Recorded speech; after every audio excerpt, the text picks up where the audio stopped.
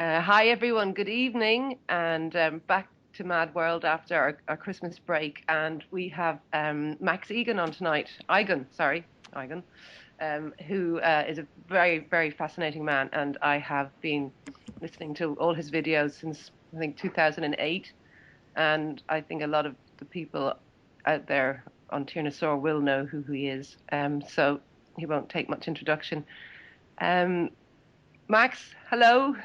Hello, welcome. Thank you for having me on. I was going to say welcome to the show, but it's early morning for me, isn't Well, it? it's your And show. you actually had it right the first time. It's Max Egan. It's spelt Igan, but it's pronounced Egan. Okay, brilliant. Because we'd say Egan in Ireland here, but the Americans say Igan, so I didn't know how it was in Australia. So, Well, the Americans just do terrible things to the language, though, don't they? um, yeah, I suppose. God love them But that they listen, do. yeah. Well, sometimes I'm really prepared about what way I'm going to ask and what direction I'm going to take a show. But with you, it's just so all encompassing. I just thought, just don't even think about it. Just get talking. So, um, the last, I listen a lot to your sort of YouTube that you put up, and there was one a while back which was actually very very touching when you'd actually been in Gaza, hadn't you? You'd gone under through the tunnels and things, and but since then, what have you been kind of working on, and what have you been doing, and Well, what's your next project? that was actually over a year ago that I went to Gaza, which was a very very profound experience in my life. It really really was. You know, it was something that a place I'd always wanted to go and look at, and it was amazing to actually go there and meet the people. But since then, I mean, I've been back in Australia. I've actually been back to Peru last month, and the month before, I spent 4 weeks in Peru, 5 weeks in Peru, filming for a new documentary. There's an awful lot of destruction going on in Peru at the moment in the Amazon, and it's very important that people pay attention to it. A lot of people have said to me, "Why are you focusing on Peru?" Because most of the Amazon basin is in Brazil, and the thing is that the catchment area, the top of the Amazon, is in Peru. And to take out the Amazon, if you want to destroy the Amazon, all you've really got to do is destroy its source. And that's what's going on in Peru. There's massive amounts of clear felling going on, a lot of it quite illegal, done through bribery. They're tearing down the forests and planting crops like papaya, which will grow anywhere. A lot of what they're planting there is palm oil. A lot of what they're tearing down the forest for is to make charcoal to sell to people for their wood stoves. So they're basically turning the Amazon jungle into charcoal, and this is not acceptable. So I went there to check that out, and I want to make a documentary film about that. And I've been working on this project that I wanted to launch last year, which I've kind of half launched now. It's in its infancy. I've only launched it so that I can open it up for contributions because I'm trying to raise a fund whereby we, the people, can buy large sections of endangered Amazon forest and place it in a trust for future generations. A trust that can never be touched, a private trust that nobody Hmm. can get near this stuff. We need to save the Amazon. We need to. This is the lungs of the earth. And the unfortunate thing in Peru, as with a lot of third world countries, is that they are at the state now that we were at maybe back in the 60s or 70s. That's about the state of the culture. That's about the state of the pop culture and the local technology and all that sort of stuff. And that was when we were in a throwaway society. We were in a throwaway mentality. And that's the mentality they're in at the moment. Due to our training, of course, we've had all this stuff that we've taken there and dumped on them, so because we didn't use it anymore. So even if you go there, you'll find that the pop culture is Transformers and things like this, stuff that we were into 30 years ago. All the stuff that we didn't sell, they took it there and they marketed it there, and now they're bringing them up about 30 years behind us. And so the place is absolutely being trashed, and they don't have the knowledge that we have of what that type of mentality and attitude and activity actually does, the damage it does. They don't realise that throwing plastic everywhere actually pollutes the environment. They think the stuff's going to break down because everything they've always used just breaks down. They've always thrown rubbish around. You eat off palm leaves, you throw them on the ground, they decompose. You eat off a plastic plate, throw it on the ground, it doesn't. And they don't understand that. So it's really important that the West go and people that care actually go and educate these people on what's going on and take steps to preserve the forest, because if we don't, we're going to lose it, and it's going to be our fault that we lose it. Well, that's pretty serious. But I forgot at the beginning of the show we have somebody else with us here as well who's a big fan of yours, and I should have introduced him, but I'll let him introduce himself. So, because he actually was going to try and talk to you a little bit about the particular subject you're talking about now. So, hi. Hi guys, how's it going, Max? Nice to be on talking to you. Hi, Paul. Nice to be on the show with you, brother. Cheers. Yeah, well, big fan. Well, thank you. Yeah, it is very, very damaging what's going on over there, and you're interested in the Amazon area, are you, Paul? Absolutely, yeah, absolutely, and in particular, ayahuasca and the infinite amount of benefits that can come from traveling there and experiencing ayahuasca. And your having gone to Terra Vida to take ayahuasca influenced my going there. So there was actually, a synchronicity. Yeah. Okay, you went to the same retreat, did you? I did actually, yeah. And my decision to go there was actually influenced by I was listening to your own radio broadcast, and you'd spoken about it, so I figured, oh, well, if Max Igan went, then it must be legit, you know. So yeah. I figured I decided to go there because of your decision to go there, and it was a very beautiful experience, and they're very beautiful people there. And they are, yeah. Yeah, they're wonderful people, and it's really important what they're doing there as well. I mean, a lot of people think gringos are going there and they're just making money off the native culture. The problem is that the native culture is being destroyed.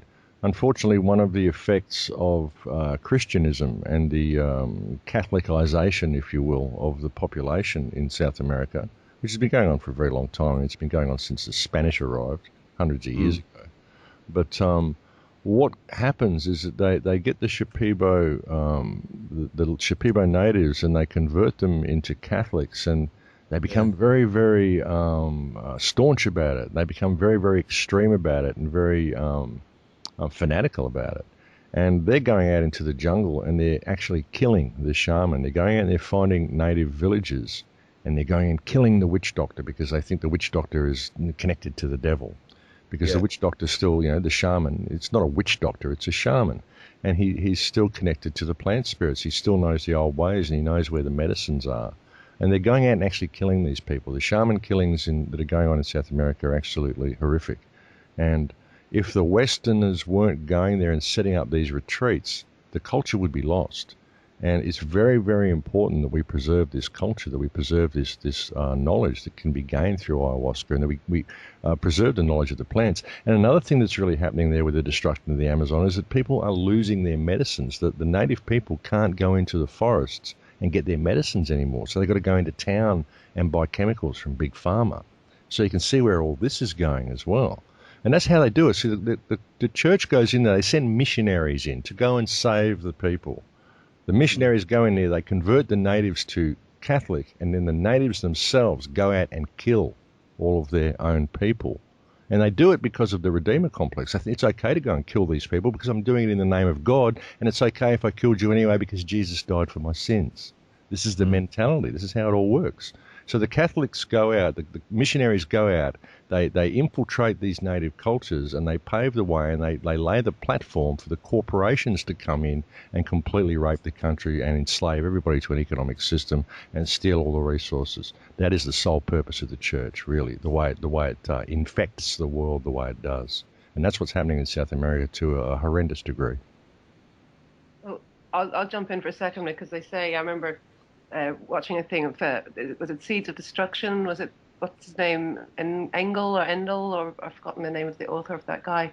But I think it was he who was saying the same thing, a bit more about Big Pharma. And it was like every time a shaman died, he said it was like the Library of Alexandria burning down, with the knowledge of the plants and the healing properties that goes with each shaman, it's.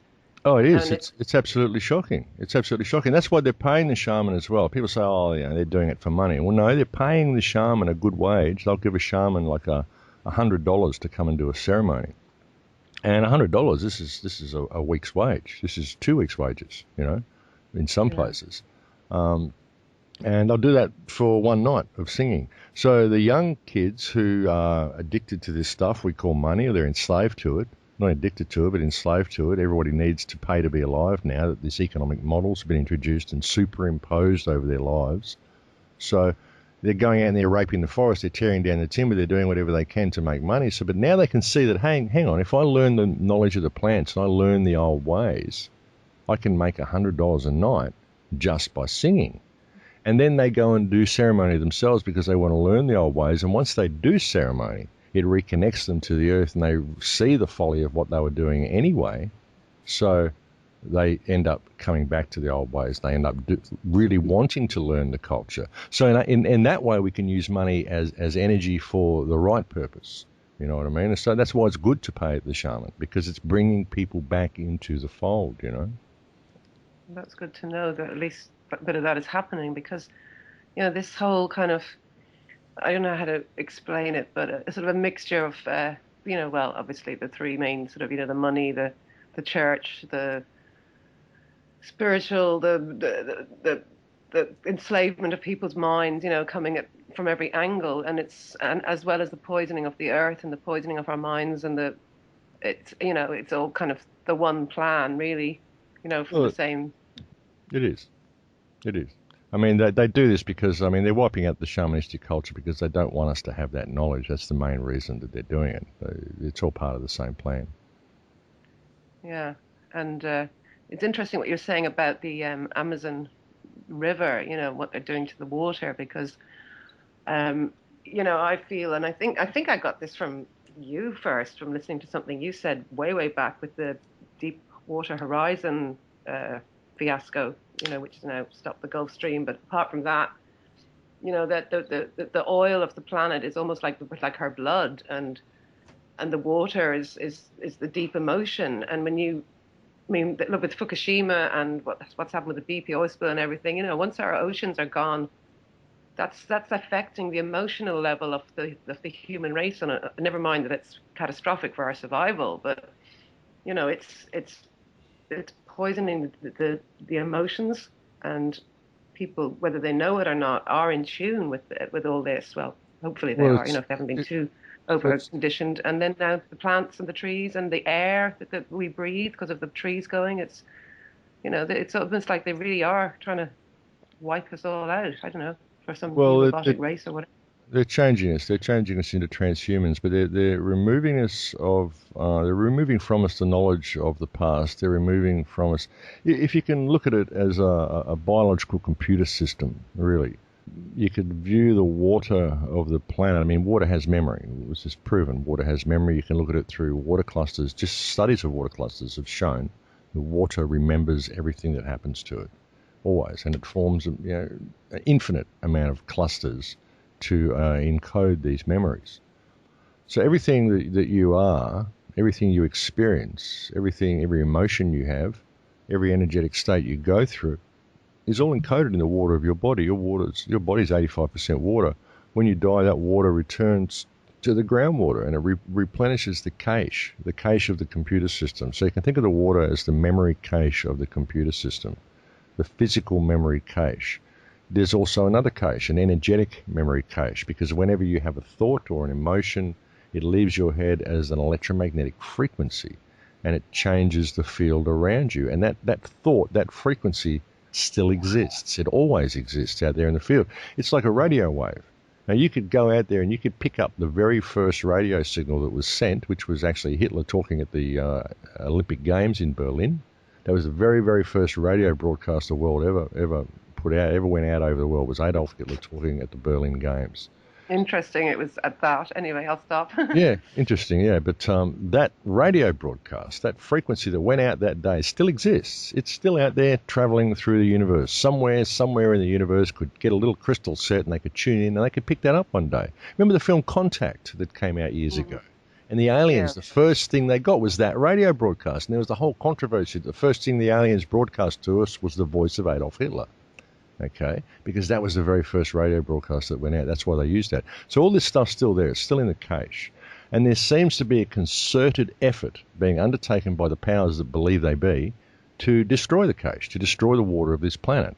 with Fukushima, deep oil horizon Gulf spill, all the oil spills, all the stuff they do, cutting a hole through the barrier reef here, fracking, destroying the groundwater in every country. What's all of this about, you know? And the oil is the blood of the earth. It's the blood of the earth, and it's used to lubricate the earth and to hold the tectonic system together. You can't take the oil out and refill it with water the way we're doing. Water doesn't have the same viscosity as oil. You can't lubricate the tectonic plates with water, you know. So we're doing a terrible, terrible amount of damage to this planet.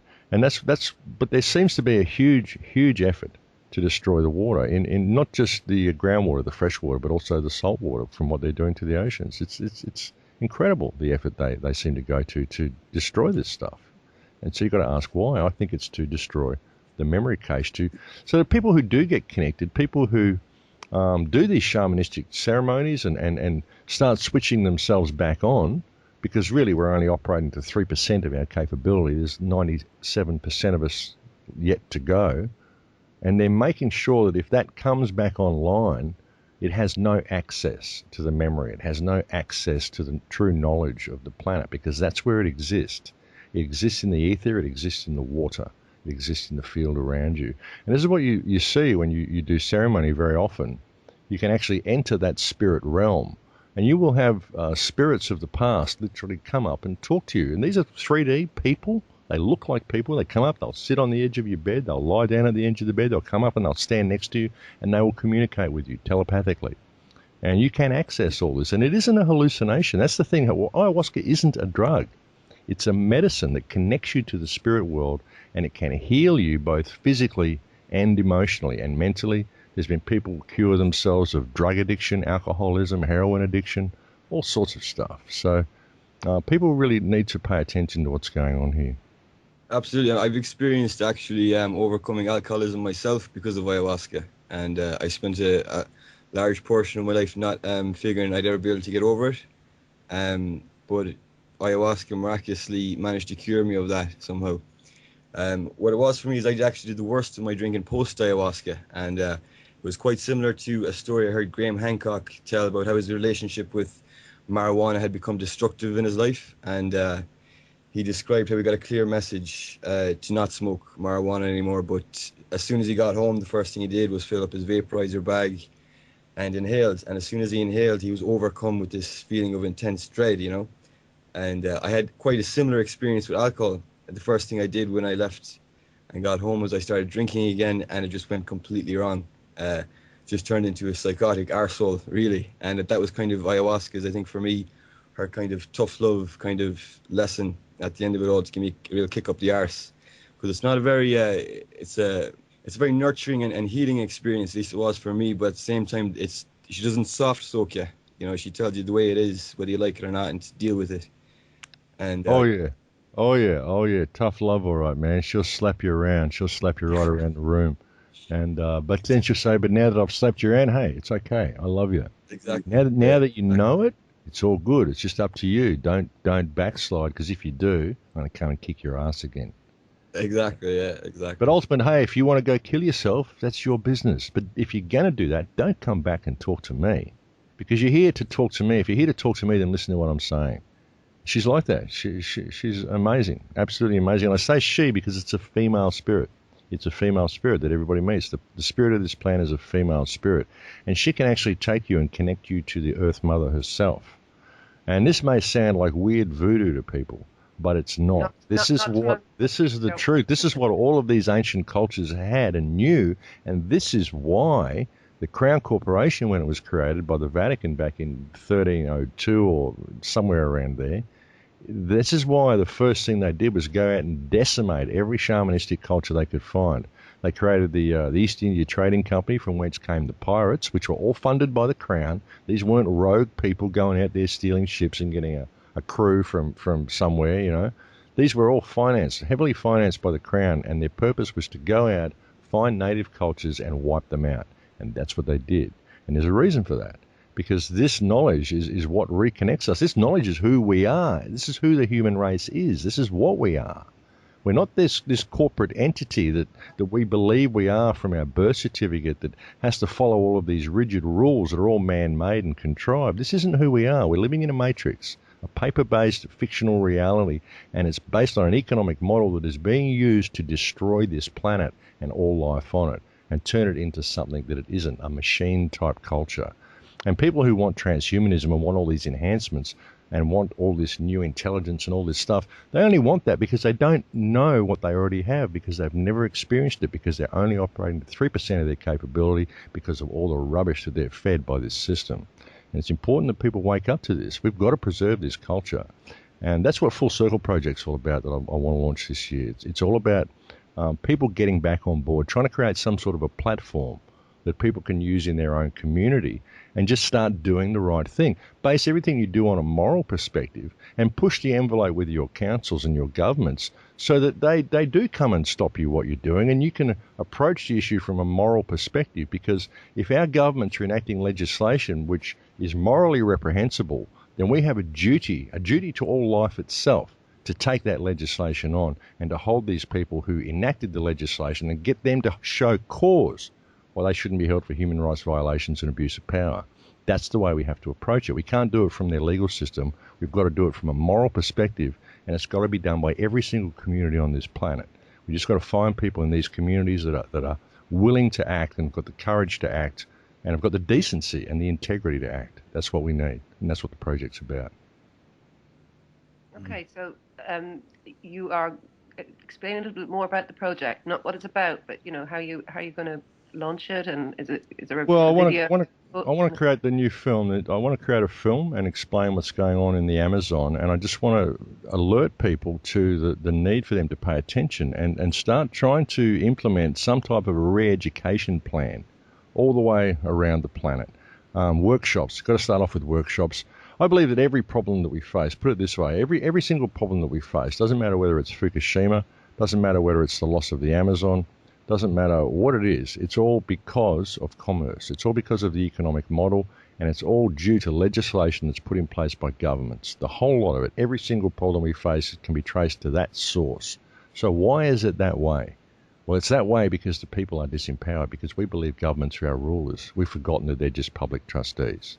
So everything that we are facing can be solved by a united community. People who respect each other, people who are re-educated in how to think properly, what the world is, and how to talk to their public servants. You know what I mean? That's what I want to focus on. I mean, I don't know how to completely go about it. I mean, it's a big task. Re-educating the world is a huge task. But you've got to highlight what this modernisation has done, and promote the sharing of information and empowerment to the community at large through workshops, through re-education programs, and by pushing the envelope with your governments. And it's got to be done. It absolutely has to be done. We can't just sit back and allow the world to be destroyed around us because our elected representatives, our employees, are writing stuff on pieces of paper that they believe gives them the power to destroy the planet, and we can't do anything about it. Poor us, there's only 7 billion of us. What could we possibly do? I mean, we've got to wake up and pay attention. We've got to reorient ourselves, re-educate ourselves, change our perspective on who and what we are, because the people that are doing all this stuff on the planet, they're just people, just the same as everybody else. They don't have any power over you. They don't have any power over me. They only have power over this whole corporate system that we believe we belong to, but we're not. All the Freeman stuff where they go through the birth certificate and all this sort of stuff, this stuff people really need to know. People think they are their names. They think their birth certificate is them, but they're not. So that's I'm actually doing a bunch of workshops around Australia next month. There's an organisation called Truthology, and they've got Ben Stewart and myself and a bunch of people. We're doing 2-day seminars called a Freedom Summit.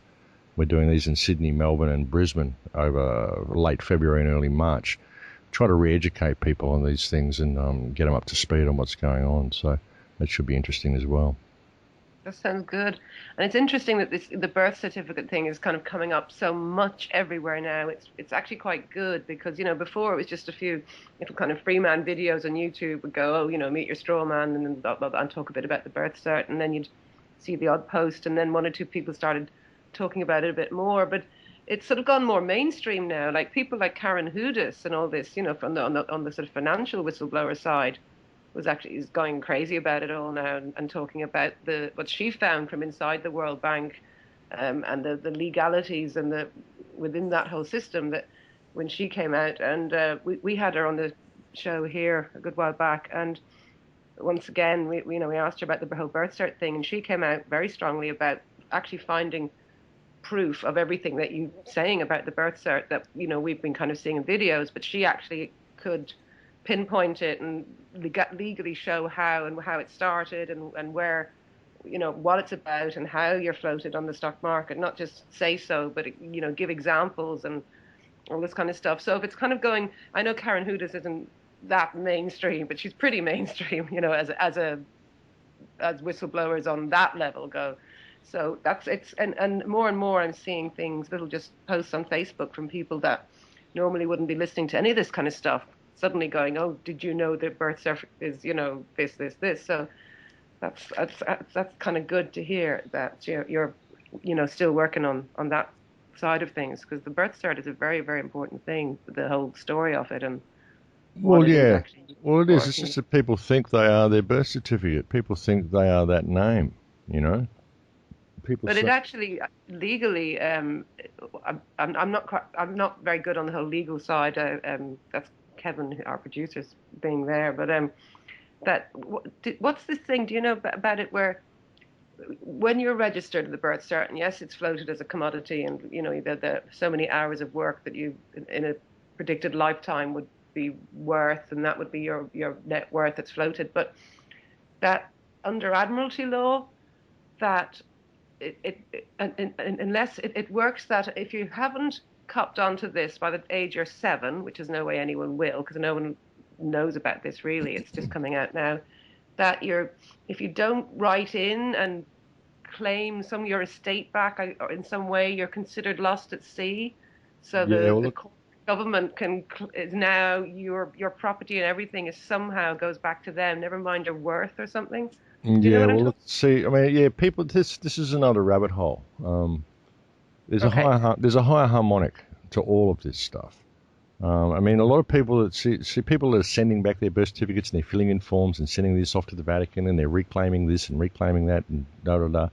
They're still lost in a paper-based world. If you've got to sign anything or fill out any form to claim your freedom, how free do you think you are? If there was an agreement made that you had to send something back by the time you were 7, show me your contract on that agreement. Show me your signature on that agreement. Show me that agreement and show me your signature on that agreement. Show me on your birth certificate where you had anything to do with the creation of that document.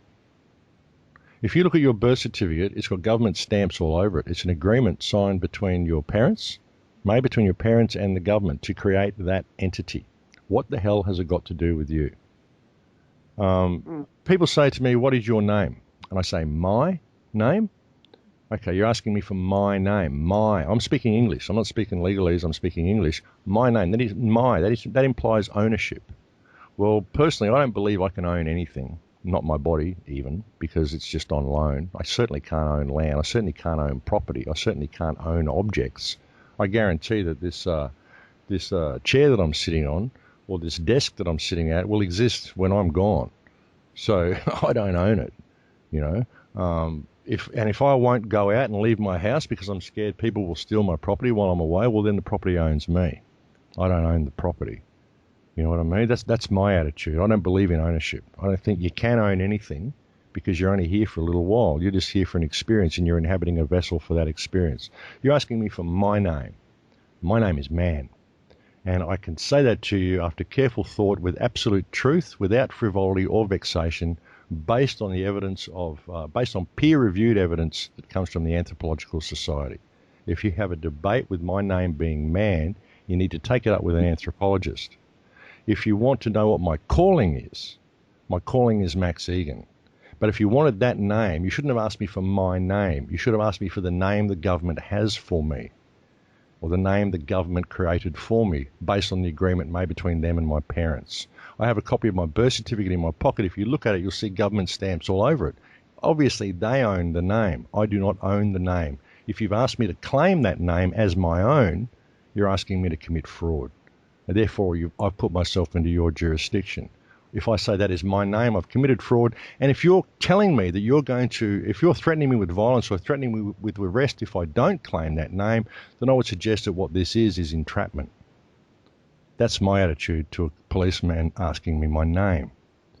If he asks me my date of birth, I'll say, well, apparently it's the 30th of October 1957. I only have that information based on the testimony of two known liars, my parents. These people told me they told me the Easter Bunny was real. They told me Santa Claus was real. They told me the Tooth Fairy was real. They're liars. So I can give you hearsay based on the testimony of two known liars because I have no first-hand knowledge of the event. Again, if you're asking me to give you a definite on my date of birth, I'm sorry, but I have no first-hand knowledge of the event. You're again asking me to commit fraud. You see what I mean? You're not your name. You're not your name. You are man. You are a frequency of consciousness inhabiting a vessel. The rest of it is corporate. It's all bullshit, okay? And if you've got to fill out any forms, or you've got to claim this or claim that or do anything that they tell you you've got to do, you've got to run around any little ring at all to establish your freedom, then how free do you think you are? Why don't you know who you are to begin with? Okay, hold your hand up. If you're claiming you have a right of ownership over this vessel that I inhabit, I'm holding my hand up here and I'm opening my fist. Can you do that? Yeah. Because if you can't open and close this hand on this vessel, then you don't own it. I do. And if you're claiming you have a right of ownership over it, I need proof of claim. Show me proof of claim granted to you by my creator that gave you permission to own this vessel that I inhabit. And if you can't, I'm accusing you of being part of a slavery system. I require you to show me proof of claim that you're not. Because I can prove that you are simply by the fact that you've dragged me to this courtroom. Where do they go from there? What is their defense against that argument? Well, in this country, they probably would illegally hold you in contempt of court and take you off to some cell for a while. I have no contempt for this court, but it would appear the court has contempt for the will of God. You know, is this court not based on the law of God? Do you not want me to swear on the Bible? If the court is claiming it's a higher authority than God, I need proof of claim. Hey, I'm a law-abiding citizen. I'm here to do the right thing. But you people are not providing me with proof of claim. You're claiming a right of ownership over this vessel. I need to see proof of claim. Under your legal system, I need to see proof of claim before I can continue. You know, if you can't, then I'm accusing you of being part of a slavery system. I accuse the Crown of being part of a slavery system. I'm making an open accusation here in front of this court, in front of my friends, in front of all the people I've brought here. Show me that I'm wrong.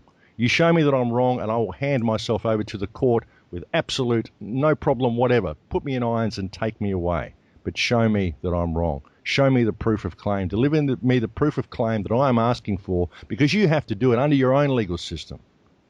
You know, I don't even honour your legal system, but if you're going to use it against me, well, fine. Show me that you have the authority to do so. You know, this is the way you've got to approach it. The problem is that we get angry with these people. You know, don't get angry. Just be polite. Say, look, I'm speaking English, and you're asking me to commit fraud. You're asking me to entrap myself. You're telling me that I have to claim a name, which I can prove to you by my simple birth certificate by looking at it, that it is not my name. It is the government's name. It's my calling. My name is man, and if you have a debate with that, take it up with an anthropologist. This is the way. This is what I say to people: stand in the power of your flesh. I say it so often on this show. No, I haven't used it in court because they don't take me to court. I say this to police officers on the side of the road. They just walk away from me. You know, I've had eight police officers surrounding me, but I've had a crowd of people there as well, listening. And the police don't dare take you away. If you try this on the side of the road with a cop in the car, he'll probably tase you and say you're insane, take you away, lock you up in a nut house. But if you do it in a public situation, they've got nowhere to go. And I think they've got a big red ring around me because I haven't been pulled over by a police officer or gone to court in so many years.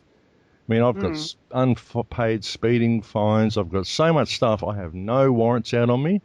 I do not get harassed by police. They have a breathalyzer on the side of the road. They wave me past. I don't know.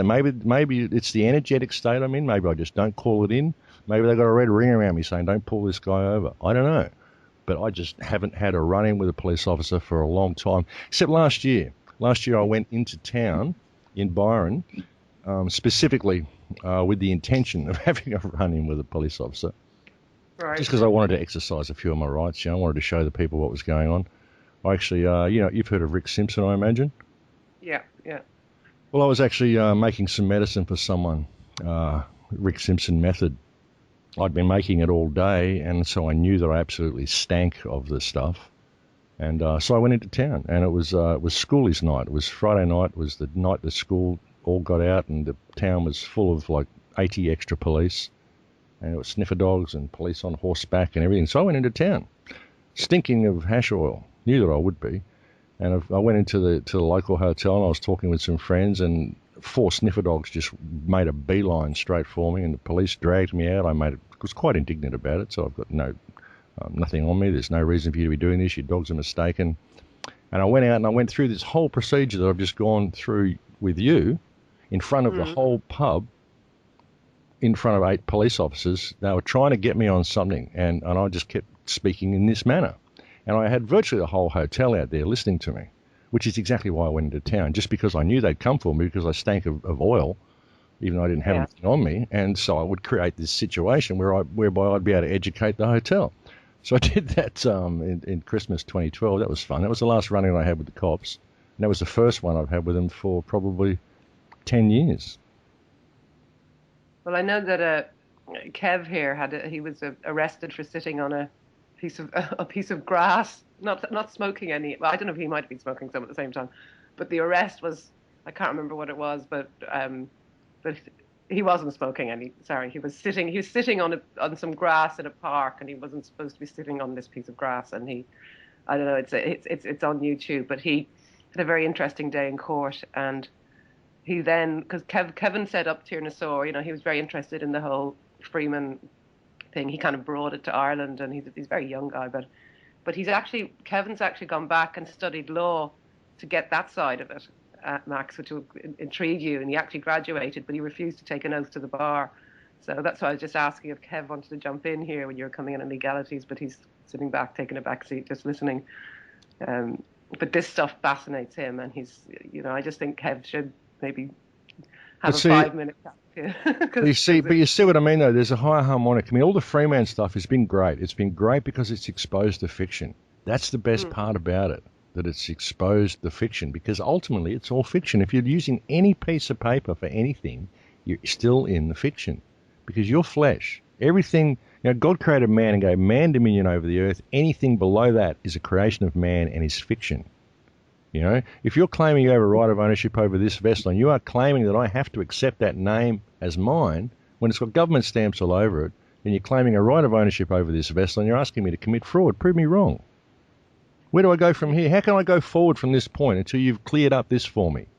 Clear up the fact that, you know what I mean? How can I even offer you a plea? How can I even even honour this court until you can clear up this issue for me? Because this is what I'm seeing. And I'm not being frivolous or vexationist. I'm just saying, hey, clarify this for me. Because as far as I'm concerned, I'm living flesh. Yeah. What is this? Who are you people? Why do you believe you can do this to me? What is this? They have no defence against this because you've stepped above the fiction. You know what I'm saying? But also for me, what's interesting is you just said that, between God and the earth is man was given dominion. But if you're into the Bible, interesting they stuff in it. They are. It's their legal system. But the whole thing is that the Bible is, comes from Greek, which comes from Aramaic. And in the version where the word in the Genesis, where it says the word dominion actually translates not as dominion as in rulership, but as in guardianship, which is very different. Yeah, exactly. But it's all fiction anyway. I only even use the Bible because, hey, that's what they base their legal system on. Okay. That's what you want to use? That's a card, I'll play it. It also says in your book there that you base your legal system on, that man had dominion over the earth. It also says that God's law is the only law and that man-made law is an abomination. So where do I go from there? If you're going to use this book to base your legal system on, you really want to look at what's in the book. And you can't use part of the book. If you're going to use the book, you're using the book. Well, this line exists in this book, so I'm going to bring that line to your attention. That says that your law is an abomination, especially if it interferes with God's law. And I can sum up God's law in 3 words, 8 letters, do no harm. So I'm not asking people to break the law in anything I say on my radio shows or anything. I'm simply asking the government to stop breaking the law by inflicting legislation upon the people which causes harm. So who's breaking the law here, me or you? You breaking the law by exercising a right of ownership over this vessel and bringing me in here because of legislation which is causing harm? Who's breaking the law? I mean, this is the attitude people have to have. You can't take a backward step to these people. They're just people. They're bringing you into a fictional world. They take you into these places. They've got these uniforms on that have got all these sigils and black magic symbols all over them, which disempower you, and you can feel it. If you think that magic doesn't work, just imagine how you feel when you're in the company of a police officer wearing a uniform or you're in a courtroom. That feeling that you get, that is because of the geometric structure of the room, and it's because of the sigils that you're subject to. It's an energetic system. That's the way they use it. That's why they wear uniforms. That's why they do all this stuff, because of the way it affects you. But you can step above all of that. If you're aware of it, you can step above all of it, and you can say, I am divine consciousness inhabiting a vessel, and that's what all of these people are too. I'm sui generis. I'm not even subject to the laws of my peers. How can I be subject to the laws of my peers? Can you identify me by my DNA and by my fingerprints? Great. Then by your testimony, I'm unique. Therefore, I have no peers. Therefore, I am not subject to the laws of my peers. I'm not part of the general population, so I'm not subject to the general legal system. I am sui generis. But because I am sui generis and I recognize that uniqueness of myself, I also recognize it in you. Hey, I don't hate you for bringing me in here. I don't have vexation towards you. I don't want to hurt you. I don't want revenge from you. You're just misguided because you think this system's real. I'm just pointing out to you that it's not. I'm pointing out to you that I am sui generis. I am utterly unique under God. I am a unique expression of creation inhabiting the vessel given to me for the experience, the same as you. If you want to debate that fact, hey, give me proof of claim and we can go ahead. Show me how you can move my hand. Show me how you have a right of ownership over this vessel, or show me that you're not part of a slavery system and we can proceed. But if you can't clear that up for me, then I'm walking out of here, because I don't have any contract with you people. I don't have any allegiance with you people, and you have no right of ownership over me. It's that simple, But hey, I don't hate you for it. It's all good. I love you. You're just misguided. I'm just trying to help wake you up. That's the attitude. That's the attitude you need to have. Don't hate these people. They don't know. Most police officers don't even have an IQ over 104. There's new screening systems where they keep people that really just above double-digit IQs. These people aren't real bright. They're just smart enough to follow orders and not question authority. And that's the people that they want. So you can't hate them. You can't. Everybody that we're fighting against here is a product of this system. Sure, there are 3% of the population that are born psychopaths. A lot of them are up at the top levels. And their mentality infects everybody below them and causes people to behave in sociopathic manners so they can survive within the system. But we've got to get rid of this hate. We've got to get rid of this need for revenge. I want to change the world, but I don't want to put anybody in jail. I want everybody to come home. I want to bring the whole world with me when I change it. And that's the attitude that we've got to have. People just have to remember who and what they are. And I've said this, I've been saying this to people for 6 years on the show. Stand in the power of your flesh. I guess a lot of people don't understand what I mean when I say that. Hopefully I've explained that to people with a little bit of clarity today. But you've got to know who you are. You're not this paper-based reality. It's fiction. It's all fiction, Yeah, very much so. This is brilliant, and it's very refreshing to hear you going over it. The way you are with us. So, is there anything you want to move towards? Obviously, staying on the same line of things, but anything you want to bring up now, or will we ask you? Can I bring you onto another section of this whole matrix, or? You can take me wherever you like to go, Antonio. It's your show, I'm not even sure where I want to go myself now. I'm happy to be on.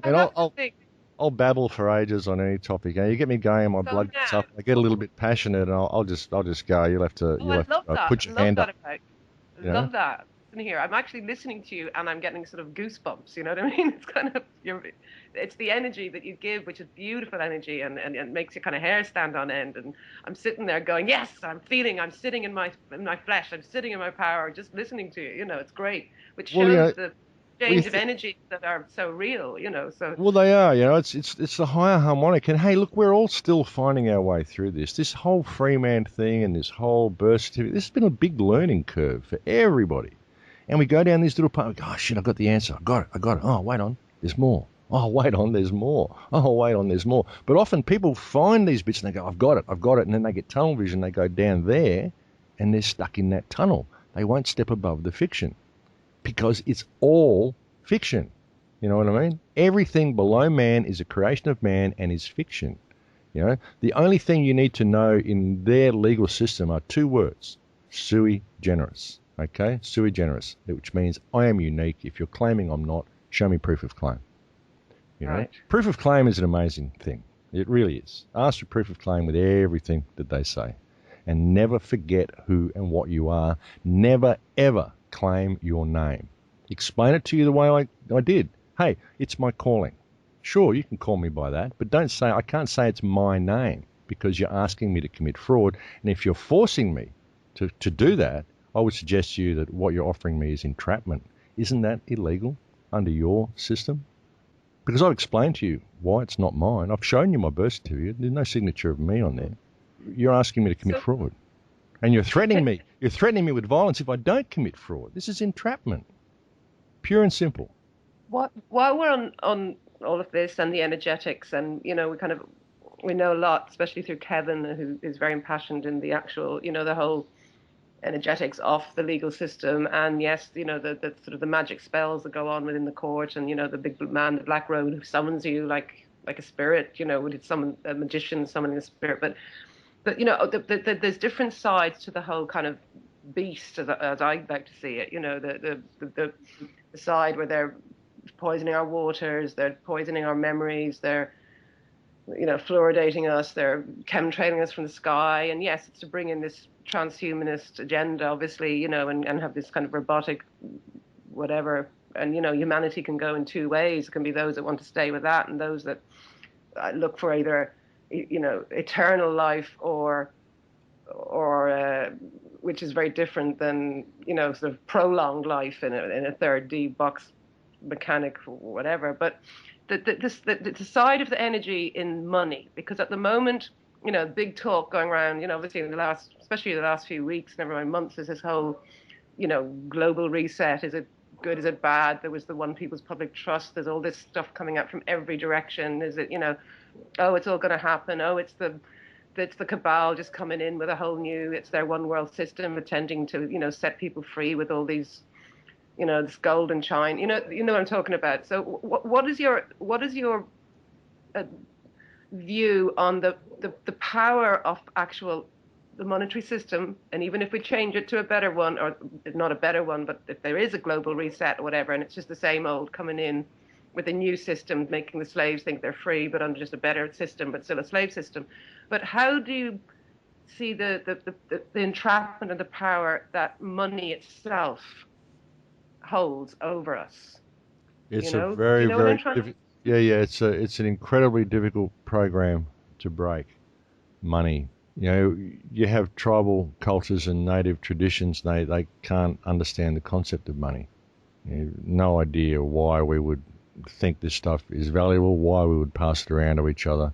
With money comes the concept of ownership, and it's a program. And once it's been superimposed over people's minds, it's incredibly difficult to break.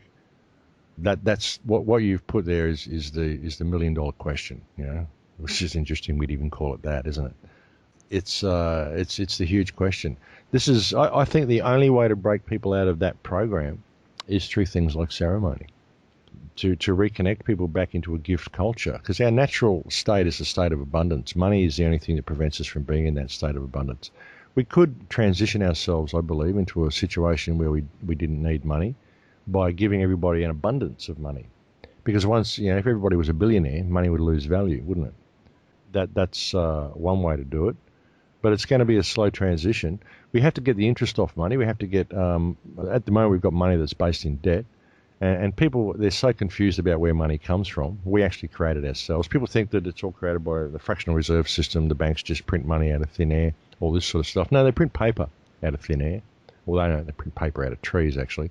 But We create money out of thin air. The banks don't create it at all. We do. Every time we go in and take out a loan, we create that money ourselves. The bank just prints it up and says, now that you've created that money, I'll take that money that you just created, which is the loan document you just filled out, because it doesn't have two signatures on it, doesn't have the bank signature on it as well, it only has yours on it. It only has one signature, and it says $50,000 on the top. Therefore, that is a $50,000 promissory note. We will take that, we will trade that on the stock exchange, and we'll make you use our paper, which is all these little $100 bills, which all add up to $50,000, the same as your promissory note. But because you're using our paper, we're going to trick you into thinking we lend it to you, so now you're going to have to give all that paper back to us, plus interest. So we're going to launder all the money you created back into our hands, and you're going to have to give us a little bit extra, which means you're going to have to go and exploit the community in order to get that bit extra to give to us. That's what's wrong with the money system. That's the way it's created. If we could just go in and create our value, we just go in and sign, okay, $50,000. The bank gives us $50,000. Bang, deal's done. That's it. The transaction's over. There's no debt to the bank. You don't owe the bank anything. That's where the problem comes from. The problem comes from the bank itself, because we're not allowed to pass the promissory notes we create ourselves around to each other. And what are you going to do? You give you a $50,000 promissory note? What are you going to do? How are you going to give me change? Okay, well, I could just write out a promissory note for $10 or $20 or whatever I did for you, and then you can change that. You can go and swap that with Kevin. When Kevin, you want to get some carrots off Kevin, you can give him the promissory note. Can you hear me? Okay. You can still change this promissory note. You know what I'm saying? This is how it's supposed to work. We're supposed to create money ourselves and pass it. You want to buy some carrots off Kevin, you write a promissory note, you go give it to Kevin. Kevin wants to buy some tomatoes from me. He comes, gives me your promissory note. That's great. I can do that. I can give that to Paul for some vegetables that I want to get off him, or whatever I want to get off him. Paul wants to come and work for me. I'll give him the note that started off with Kevin, went through you, came to me. Now I'll give it to Paul for working for me today. You know what I mean? This is our money. We create it. That's the way it's supposed to be. We could do it that way. And if we were doing it that way, which is the way it used to be, these things used to be called receipts. I had a book. It was my grandfather's. I've lost it now. It was called A Book of Receipts. And it was a fantastic old book. It was an old journal. And it had recipes in it. A receipt used to be a recipe. You used to go and do work for someone. I'd go to some farm. You'd fix this guy's plowshares. The guy would give you a recipe for glue. Okay, beautiful recipe. You get this bark and you get this sap and you get this stuff and you mix it together. You got this incredibly powerful glue. You take that somewhere. You need some stuff from the bakery. Hey man, I've got this great recipe for glue. I need 3 loaves of bread. No worries. Give you the 3 loaves of bread. Gives you the recipe give him the recipe for the glue. You keep it yourself, but you write him out the recipe. That was the receipt. That's how we used to trade. This is actually how we used to trade. I had a book of receipts that had all of this stuff in it. Recipes for glue, recipes for gardening, recipes for building a house, recipes for whatever. You know, a recipe didn't have to be something that you cook. It was just something that you make. Could be a recipe for a table. How to make a table, how to make a chair, how to make a rocking chair, how to shoe a horse, how to make glue, which plants you could eat, edible plants, edible this, blah, blah, blah. You know, all these old recipes, all this knowledge we used to pass around to each other. That was currency back in the old days. We could do that again. Makes sense to me. But I don't know what the transition will be, but we've got to get the debt that's attached to money off money.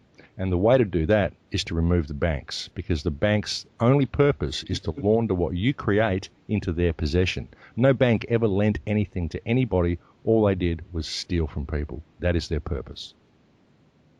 Yeah. And how do we... the question is, I know a lot of people working behind the scenes. How do we break the program? White hats, the white knights, the big Look, the guys. I don't buy into all this behind the scenes stuff. I don't think there's white knights there going to save us. I think we've got to do it ourselves. Oh no, I totally agree. But we got to have some guys up on the inside that are people that are awake. I hope. I mean, all the way that all this system has been exposed. I mean, the way the world is getting so negative. This is what's waking us up. You can't have the light without the dark. You know, and if the world wasn't getting so negative, we wouldn't be having this conversation. We wouldn't be waking up. We wouldn't be discovering the things that we've been discovering. We wouldn't be so close to freedom as what we are now. We're so close to jail as well, which has brought us so close to freedom. You can't have one without the other. If we were just bumbling along the way we have been for the last few hundred years, we would never be having this opportunity for freedom. So, I mean, I don't know how to escape the money system. It's a program that's very, very deeply ingrained to people. But I believe that if we can at least implement an honest monetary system by alerting people to the real nature of how this one works, because like, who was it, Woodrow Wilson or Andrew Jackson, said that if people ever understood the rank injustice of the monetary system, there'd be a revolution before morning. Yeah. If people can figure out how corrupt this money system is and why they are struggling in debt so much, it's all fiction. All of it is fiction. It's all a creation of this money system. None of it is necessary. Then we could change this money system. And I believe that over a period of even maybe as short as a generation, we'd realise that we don't need it. We go back to trading recipes and go back to trading knowledge, go back to being all that we could be. We'd realise that there's a different harmonic. We don't have to base our lives on collecting this stuff.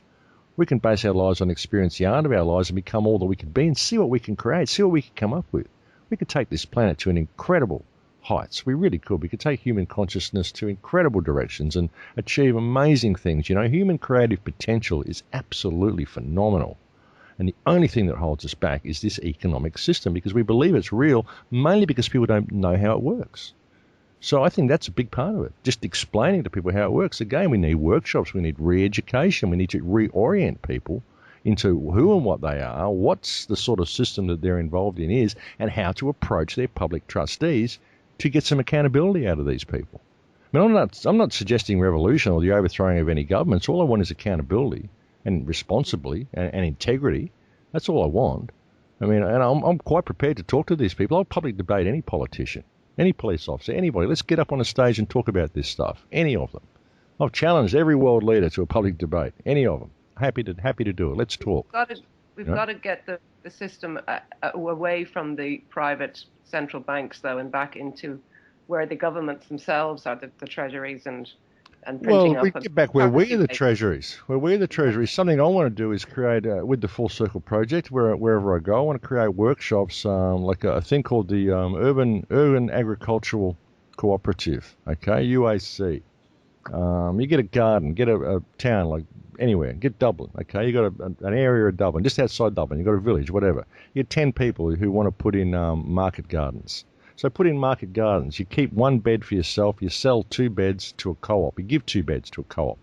You get the co-op money. You get all these. Say you've got 10 families in the village who all have these market gardens. They put in the all the produce or most of the produce that they make into this co-op. They sell it to the rest of the community. Everybody who is part of the co-op and everybody who buys from the co-op, all these people get a little identity thing. Yes, we're all part of this co-op. So what the co-op does with the money it makes from the gardens is it starts its own bank and then it lends out interest-free loans to everybody who's part of the co-op. So you start your own banking system. Okay, you want us to use your paper? We'll do it, but we're going to do it through our bank, so we're not in your central bank. This is our cooperative bank. It's a private bank. You've got to be in the cooperative to be able to use the bank, and you get loans from the bank at 1%, which is just enough to cover paperwork and run the bank. Something like that. So that frees you from their system straight. I mean, eventually we want a system where we've got no banks at all. But we need a transition to get away from their central banking system. People are stuck on a banking system. Okay, they think it's real. Fine. Let's make our own through these cooperatives that are local to our own community. So this little village has its own cooperative. It has its own bank and it lends to that village. That's us. You know, you want to come and borrow from this bank, you've got to join the cooperative, you know. Do this in every town. This will really undermine their banking system. They wouldn't know what to do if the people did that. Well, you've got to stay in touch with us, Max, because they're developing a project like that on Saor. But I think I've just seen in Kev wants to go for a very short break. So are you happy to go and have a cup of tea, make another cup of tea and come back? Because I'm on fire here. You're on fire. I'm good, guys. It's your show. You just say, Max, it's break time. I'll just talk till the cows come home. So 5 minutes. But that's just everyone, you know, hold this thought because we're carrying on from exactly where we are when we come back because this is brilliant stuff.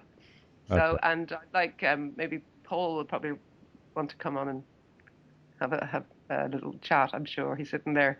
Yeah, sure. A lot of things mulling over that he's dying to ask as well. Max, you're brilliant. This is a really exciting show. Okay, let's go make a cup of tea and we'll be back in 5 minutes, everyone. Hi. Okay, we're back, and this is getting very exciting. But I do at this point want to drag Kevin on, even though he's a bit reluctant, because it's just Kevin's thing. So Kevin, just if there's anything you want to talk to Max about. Yeah, hi guys. Just sitting in the background here listening, and on the break there talking to the guys. Antonia convinced me to come on. The reason I didn't want to is because I'm just really enjoying this conversation and listening to Max speak and the flow there. So like I'm here, I'm online now, I'm here now. So if you want to just continue and if there's anywhere where I can jump in, I will. Nice segues, Kevin. Well, I'll leave you and Max to talk for a minute now. I'm not lighting a cigarette because I want to come in a little while and take it. Well, do you mind if we go back a little bit of some of the things you were saying? When you were talking about the sigils and the symbols that they use in the court and the robes and how it's all designed energetically to sort of keep people disempowered. I'm wondering, Max, do you go any further with that idea in the terms of, you say sigil? Sigil is a magical word. Do you go any further with that idea of magic and the law and how words are being used to influence people and create this false reality? Oh, look, words, it's all word magic. We're locked into a whole system of word magic, especially English. It's incredible. And the whole register your, when you register Regis, the Crown Corporation. You're registering with the Crown Corporation. You apply, application.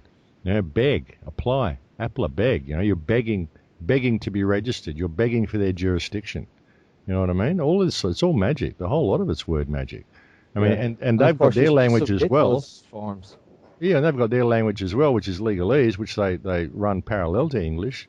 And you think that apply means I'm just, okay, this means I'm filling out a form. It's an application, I'm just applying for permission to do this. It's begging. You're begging for permission. So you're immediately giving them jurisdiction over you. Why are you begging to someone? Are you a beggar? Is there someone that controls you? But you don't know you're doing it. You just think that's what the word means, But we don't know what the words mean. What does the word individual mean? All this sort of stuff. People don't know what it means. What does the word understand mean? People don't understand what it means. People don't realize what it means, Yeah. Well, it's interesting because a lot of time what we're applying for is licenses, and you submit that application for a license. Exactly. They tell you. But a license, if you look it up in the blacks, a license is permission to do something that is already lawful. Now, if all government power comes from the people, if the government claimed to have the power to give you permission to do something that's already lawful, then why would you then ask them for that permission if it comes from you in the first place? Exactly, because you think you're a beggar and you think that they have control over you. You've admitted that they do. You've asked them to please have control over you because you don't understand the language. See, we don't understand the language that we speak. That's the problem. And people's understanding of reality is based on their understanding of the language. They don't even understand their language. How can they ever understand reality? How can they ever understand energy? And how can they ever understand sigils and all this sort of stuff?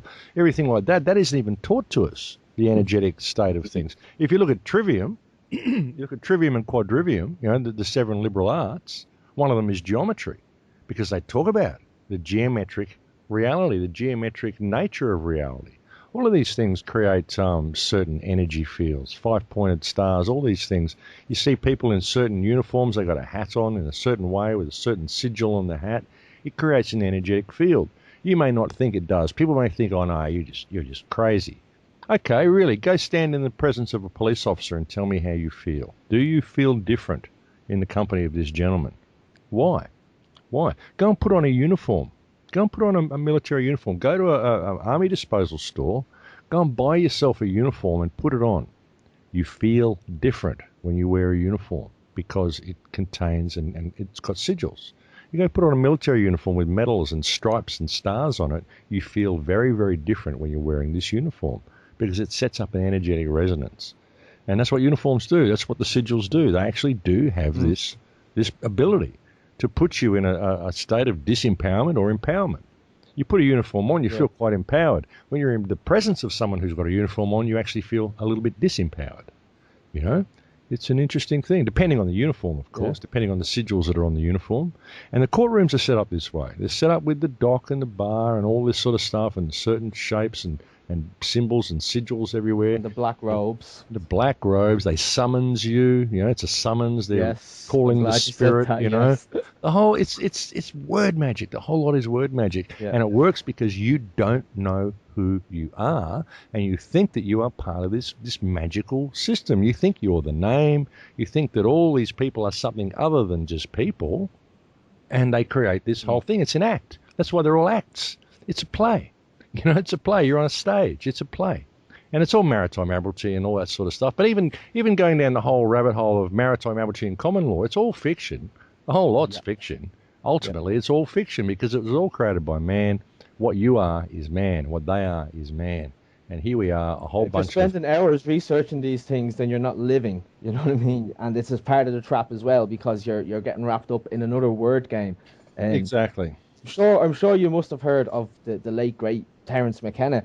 And, excuse me, he said it really well. He said that the real secret of reality, the real secret of magic, is that the world is made of words. And if you understand the meaning of those words, then you can have control over reality.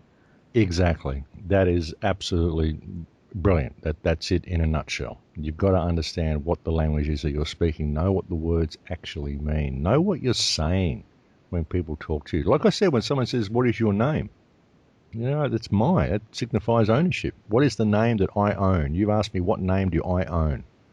And like I said, I can go through that whole thing. The only thing I can possibly claim is man.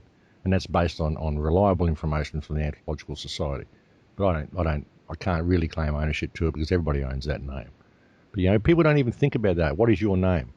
They've asked you, what name do you own? Okay? And what name do you own? What is ownership? See, we don't think that way. We just go, oh, my name's Max. Bang, gotcha. You know, you think you own the name. You didn't even think about what you said because you're trained not to think about what you said. This is just language. These are just pronouns and these are just words. This is how we join sentences together. But they don't ever actually tell you what the words mean. This is because they took trivium and quadrivium and seven liberal arts I talked about before. The trivium, you know, grammar, logic, and rhetoric. People don't understand grammar, logic, and rhetoric. They don't understand grammar, what the grammar means. What does the word mean? Grammar, grimoire. It's a spell. Yeah, the magical book. It's a spell. People say, people say to me, a spell is a series of words. No, a word is a series of spells. That's why it's called grammar. You know, what is the word saying? What are you saying when you speak, you know? I use this as an example to explain to people the importance of symbolism when you're talking about the symbolism in, you know, corporate logos or whatever it is. I say, well, look at the alphabet. What's the alphabet but a collection of symbols? And if I can get the right symbols and put them in the right combination, I've created a thought form. And if I get a big enough string of these together and I make a paragraph, I can completely change your worldview by the use of my words. It's a spell. It's a spell. What do they teach you to do when you go to school? It's the first thing they teach you to do. They teach you to spell. What are you doing when you're spelling? You're casting spells. If you think in language, if they train you to think in language, and the language is a series of spells, what are you doing? You're spelling reality. It's a spell. Yeah. You're in a matrix. It's in a word-based, paper-based reality. It's not real. You are flesh. I've got to jump in here for a second, just because you're on this, because I'm on a very kind of woo-woo level compared to all this, because I believe that, you know, when you're talking about casting spells and the power of language and the energies that go with a spoken word or even in a written word, you know, it's all energy coming through, but it's you're actually dealing with the telluric realms of you know, how our dimensions are put together. And on the telluric is where you have the elementals, and when these magicians, whether it be dark or white or whatever, do their magic and they summon these elementals, you know, they're not there to be bossed around, but you can be subconsciously doing it by using words that you don't even know you're using. I mean, the guys who do perform magic rituals know exactly the right sounds and the right words to kind of try and control the elements, the elementals, which is just, you know, you have your etheric body or astral body, but the telluric realms where a lot of this energy takes place is very manipulable, and it shouldn't be abused. And by using all these spells and words and things, the ones who know exactly how to do it are the black magicians, because they've learned how to do it. But we do it not knowing what we're doing, because we just spout out certain things and we don't even realize what we're saying. But also the fact that our DNA is language as well. They've found that unravel DNA, and there's actually encoded language in our DNA. Of course there is. Yeah, of course there is. Everything's controlled, and by using these kind of spells, we can actually change the atomic structure of the reality around us. So well, a lot of these spells are like that. They're designed like that. A lot of them are based on frequency, and it isn't the word necessarily. It's the sound the word makes. Yeah. And you'll find that in politicians' speeches, you'll listen to a political speech, and the guy will rave on for ages and say absolutely nothing. But during the speech, there'll be certain sounds that are made. There might be the end of one sentence and the beginning of another, and it will create a certain sigil. Because a sigil that you may see, a symbol that you can look and see, a visual sigil, also has an oral counterpart. Every symbol has a sound that goes with that symbol. And the sound may be a word, it may not be a word, it may just be a sound that sounds like a word, it may not even sound like a word, it may just be a sound, but each sigil has a sound. And so you can put these sigils in political speeches. This is why you can listen to a political speech and get numbed into this trance, and at the end of it you come out and go, wow, what was that all about? What did he just say to you? What was just implanted in your brain and your subconscious through the sigils that were put in that speech? And that's the way they do it. They put the sigils in the speeches as well. And this is very, very ancient knowledge that goes way, way, way back. I think it's very interesting when you can actually trace this through the secret societies, even the grammar, the logic, and the rhetoric side of it, and the use of words, the black robes. It all goes back to, as you say, very ancient times, and you can trace this through those ancient times, even to the fact that we call a judge a magi straight. I think is fascinating, because a magi is a word for a magician, and straight is a word for strategy. So they're magical strategians. They tell you, see, Kevin, they tell you what they're doing. If you understand how the language works, they tell you exactly what they're doing. It's all there. It's all there in plain sight for people to see if they understood the language. But because they don't get taught the trivium, they don't understand. They took that out of the school system about 140 years ago, the trivium. Before that, people used to know this sort of stuff, Did you know, just looking at a question on the... Sorry, go on, Antonia. I was going to say, Max, did you know... I mean, this all is kind of making me think, that back to the sort of the Tower of Babel story, where the gods or whoever, the Anunnaki, whoever you want to call it, came down, and obviously that human beings were very much in tune to frequencies and language, and remember their languages were dispersed because they built their stairway to heaven, whatever, what people think of as a Stargate, whatever it may be. But you remember suddenly the gods are angry. I don't believe that to be God, but wherever these guys were, and they disperse the human race, and they confuse their language in the Tower of Babel. You remember, and they obviously did something to confuse us, like they're doing now. With the water and this to sort of disconnect us with the memories of these frequencies. But our criminal, I know the house in the EU, whatever, in I think it's in Brussels, is shaped like the famous painting of the Tower of Babel. But our new big criminal court here in Dublin, there's a whole brand new building they built, which is all our courts are in there now, the criminal, the this, the that, the other, and it's shaped in the exact same as the Tower of Babel. It's that structure. You look at it, it's that famous painting of the Tower of Babel. Yep. Once again, to confuse your language, to confuse the EU building as well is modelled on it, and it seems to be a very common theme that they're doing now. Well, you got some weird stuff going on there in Dublin. When I was there last year, that needle you've got in the middle of town, that's pretty interesting. Oh, bad feng shui. The antenna. Oh man, that's like not nice. makes you think the archons are real. That one. Oh well. I don't know what that thing is. It doesn't feel very comfortable about it, though. It's kind of very, very uncomfortable. I was talking to John Weigel earlier on, and that's what I'm going to be doing my show on next week, is on the dangers of Wi-Fi. And we did actually mention this, and underneath the spire in Dublin, there's a manhole beside it, and the odd time, if you're in Dublin, it's open and they're doing work on it. I throw my eyes down once or twice, and there's a lot of computer equipment under there. More than is necessary for a little light on the top of it, Yeah. That's interesting. Yeah, what's it really doing, that thing? It's setting out some Mm. frequency, that thing. That's very uncomfortable. Yeah. There's a question there in the chat box that I think might be good to throw in here. Somebody's asking, in a land where the sheep are content to owe 400 billion, how can we change the mindset? So I suppose, like, how do we change the spell where so many people they'll actually fight against you to hang on to this false belief system? Well, it's a very confronting thing, you know. It's a program. See, that's the thing. A lot of the people in the truth movement, in inverted commas, or the alternate media, alternate research movement, whatever you want to call it, that's something people don't realise. You know, once you are awake to this, it all becomes so incredibly obvious that you can't understand how other people can't see it. But when you try to present this to people, these people have been locked into a matrix. They're locked into a system that they firmly believe is real.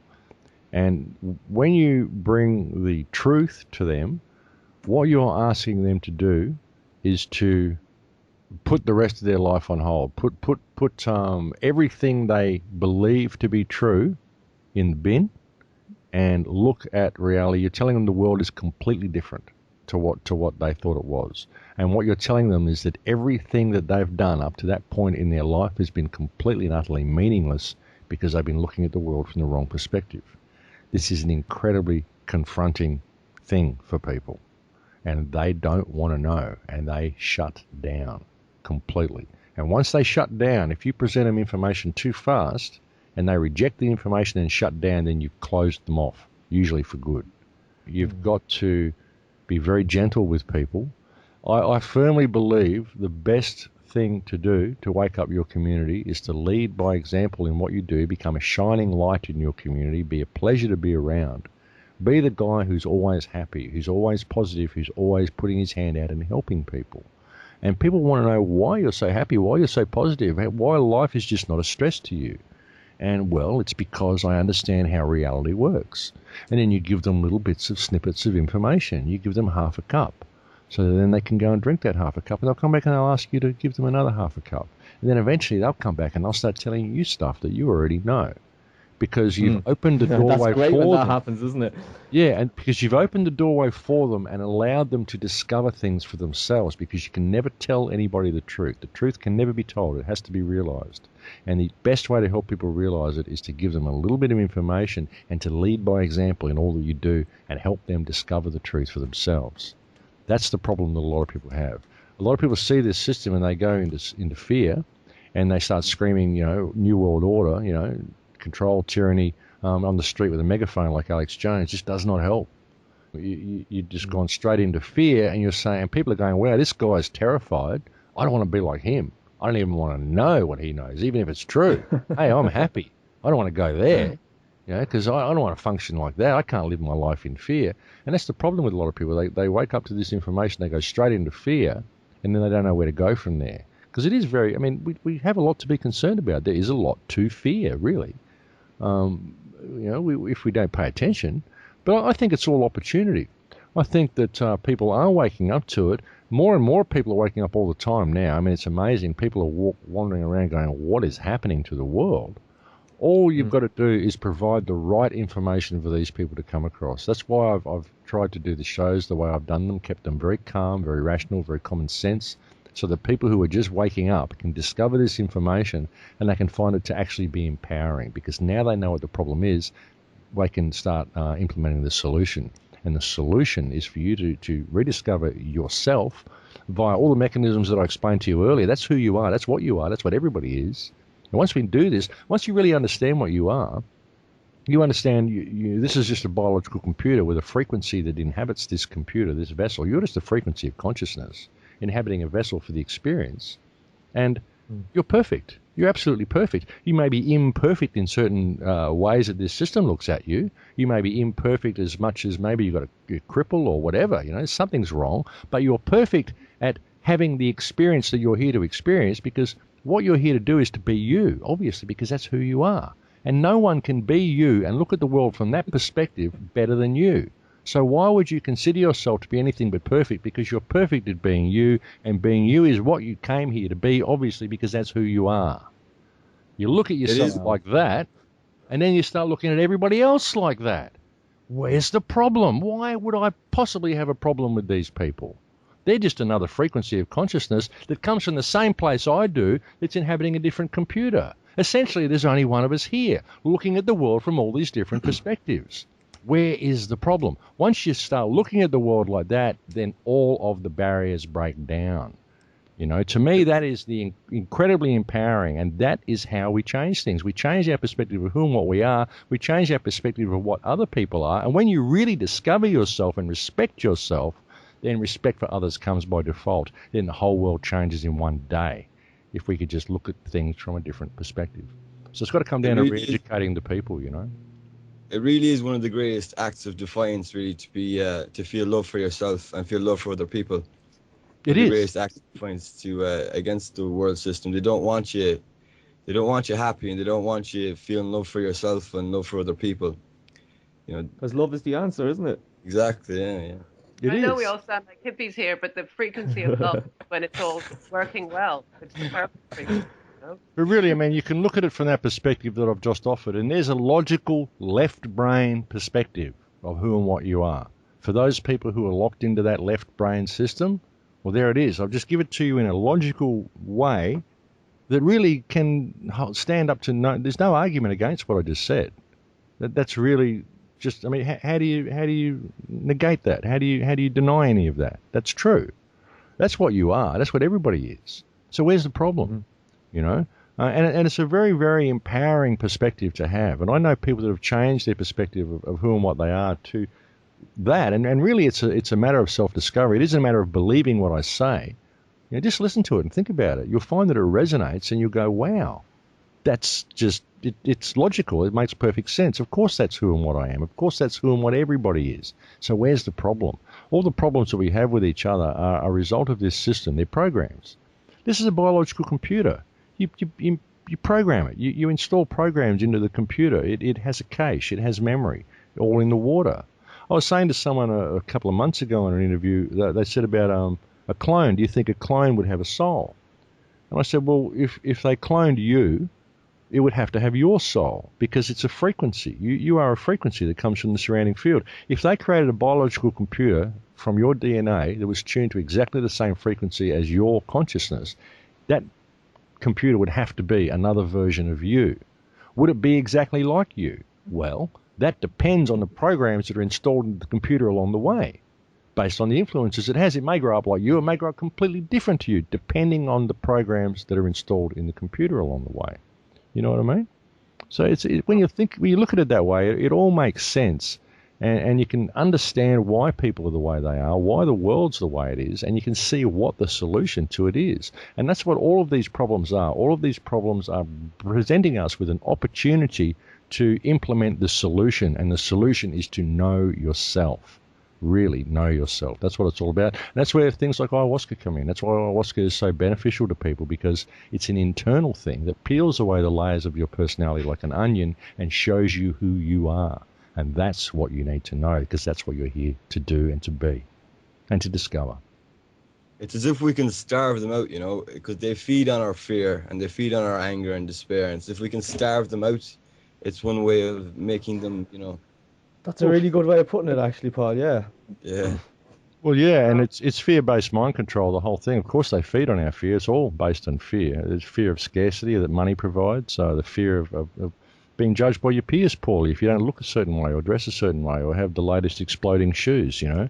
It's all fear-based mind control, you know. But the fear is because I am one of these people who believes in the archonic world, but not so much that there's just hundreds of little demons running around. You know, they're elemental energetic forms as well, but they're programmed as well. Like everything is part of the program, and there's certain ones that are programmed to feed on the fear frequency, and those are the ones that, you know, it's not that they're evil or anything, it's just that that's their food, and it's a program. So they're going to be attracted to people who set that frequency off because they want to eat, you know, and well, if you're yeah, not setting up frequency, then you're not going to be as control, you know, you're not going to have as much. Well, everybody needs to eat. Everybody needs an energetic sustenance as well. Everybody needs energetic food, and we're all connected to Source, and we can all download directly from Source. But because we're disconnected through this system and everything that we're taught and believe, our most ready source of energy is the people around us. So we harvest energy from each other. It's a But perfectly natural thing for people to do in this situation. You can't blame them. No, but I always like to think that, people can change their diet, So if you have these kind of programmed elementals, whatever you want to call them, archons or whatever, and they've been used to a diet of fear, if you slowly change your frequency, maybe they'll start changing the diet that they want to eat, Maybe Well, like yeah. Well, kind of yeah, saving yeah. archons. They're worth saving too, We're all part of Source, and if we're going to move forward, we've got to bring everyone with us forward, and even the darkest and darkest of entities, I believe, is Well, is they can look after themselves. They'll go the path that they're supposed to go. The problem that we're facing, the real dilemma and the big obstacle, the hurdle, is to wake people up here to who and what they are, how to break the programs out of them. And this is where all the free man movement and stuff's been so good, because it's been exposing the fiction. This is what I hoped the OPPT would do with that one filing. But then it got hijacked. People wanted to create money systems around it and all this sort of stuff. The only thing that was valuable in the OPPT was that one filing that said, if you be, you are free. The rest of it was noise. But I thought that one filing, hey, if you believe in this paper-based reality, you believe you're locked into that paper matrix, you believe in a birth certificate and all that stuff, well, hey, here's a piece of paper that says that if you're alive, if you be, then you're free. Do you feel free yet?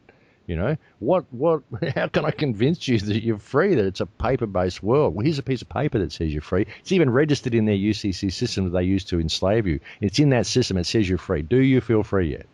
But no, it got hijacked. People, all the new age people got on there and went, and all these, a lot of the alternative research movement that have a vested interest in maintaining the fight because they get good income from it. Oh, no, don't go there. It's the New World Order. Don't sign up for anything. Nothing to sign up to. It's just a feeling. Do you feel free yet? But, of course, within 2 weeks, it was hijacked and turned into this whole, money thing and CVAX, and we're going to create a new system. No, we don't need any system at all. We don't need to be organised at all. New World Order, no. We need a new world, but forget the order. We don't need order because nature is not orderly. Consciousness is not orderly, Everyone's scared of the new world. But what do you want? The old world order? Look what it's done. Look at the position we're in. We don't want to go stay here.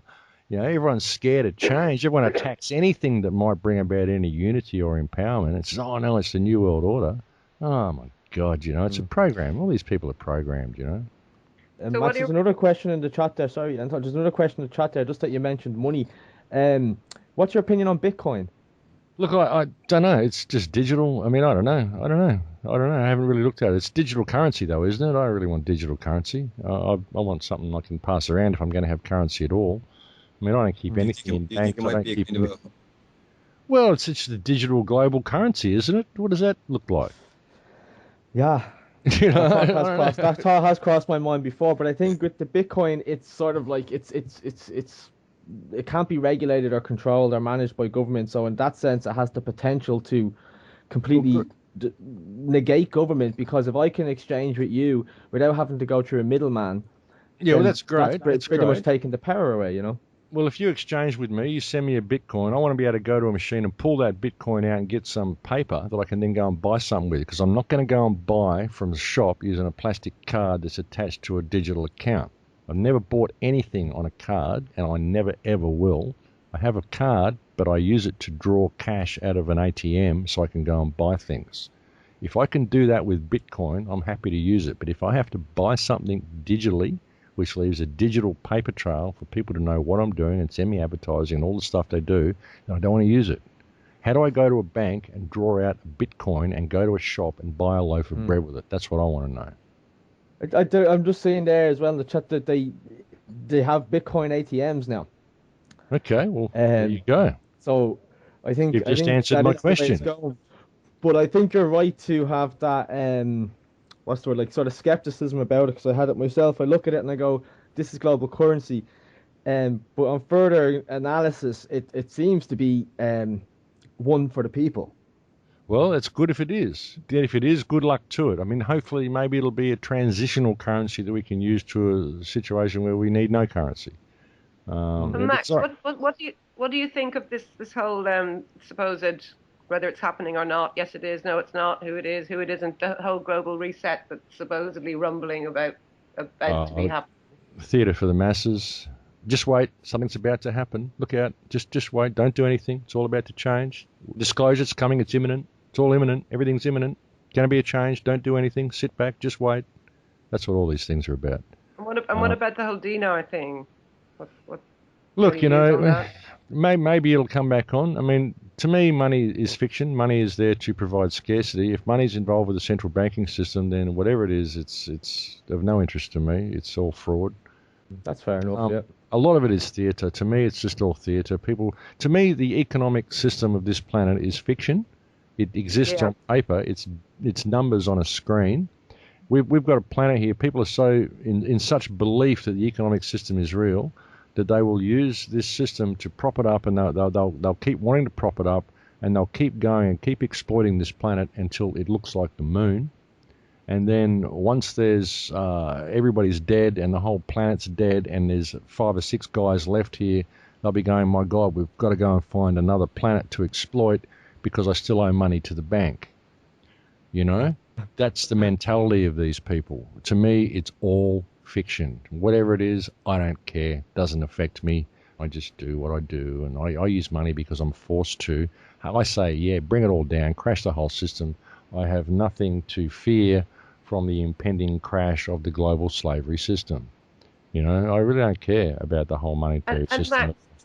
Max, what do you think of? I mean, we all know with false flags and all this kind of stuff what they're there for, and to but what's going on with all this, the more recent ones with, because these psychopaths have no problem, running into a school and shooting, like in Columbine, a load of kids. That's nothing to them. They've no problem blowing up a load of people in 9/11, or going into the Middle East and pretending it's whoever, and bombing a market in the middle of Iraq, all these kind of false flag stuff. But the Boston bombing and the Sandy Hook thing, that all this stuff about, coming out then, oh, it's all crisis actors, the kids didn't exist. What's all that about? Why would they go to so much bother in setting up a false flag that was a false flag within a false flag? I mean, what's all that? I think a lot of this has been done to vilify the alternate media, to vilify the alternate, the truth movement, turn everything into a conspiracy. I mean, you saw what happened with Sandy Hook. The amount of the thing that really raised a red flag for me in Sandy Hook was the video that was posted on YouTube of Gene Rosen rehearsing his lines.